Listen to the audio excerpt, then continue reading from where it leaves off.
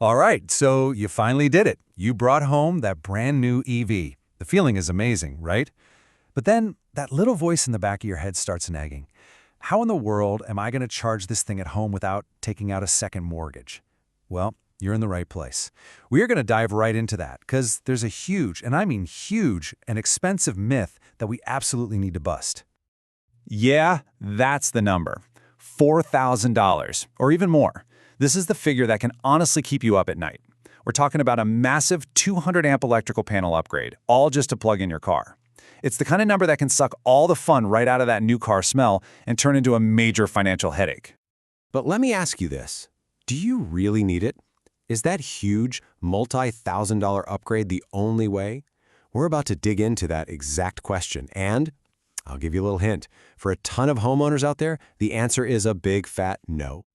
All right, so let's get right into it. We're going to start by taking on what I like to call the EV upgrade myth. You know the one? The idea that getting an EV automatically means you have to get a new electrical panel.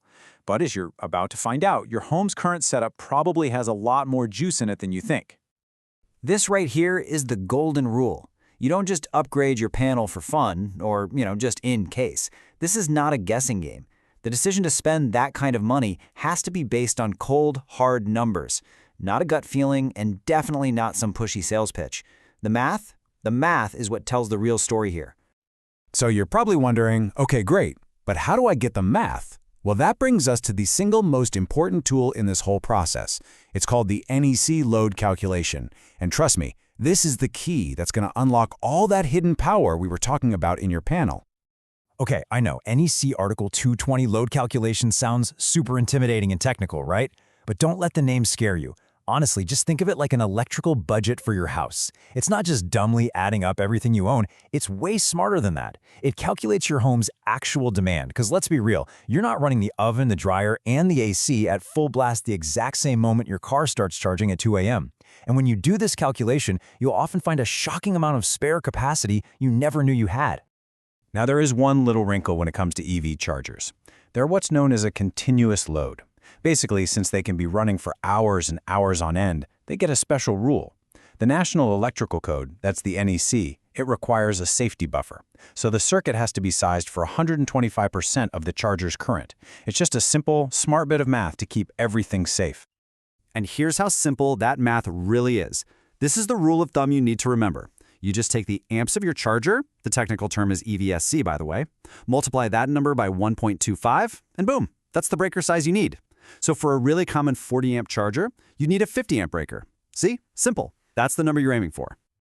Okay, so your electrician runs the numbers, does the load calculation, and hands you the result. Now what? What do you actually do with that information? Well, that's where the super simple, easy-to-remember framework comes in. It's a 3-step decision maker that turns that number into a clear path forward. Basically, your result is going to fall into one of 3 categories.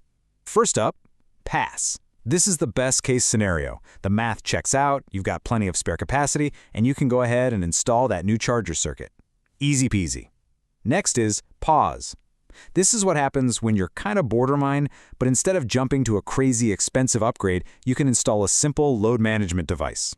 It's a smart little gadget that just pauses your car charging if your house gets super busy, like say the air conditioner kicks on. It just prevents any overloads. It's a fantastic middle ground. And last, you have proceed. This is when the math is crystal clear. Your home's demand is just too high, and yep, that 200-amp upgrade is the right and safe way to go. See?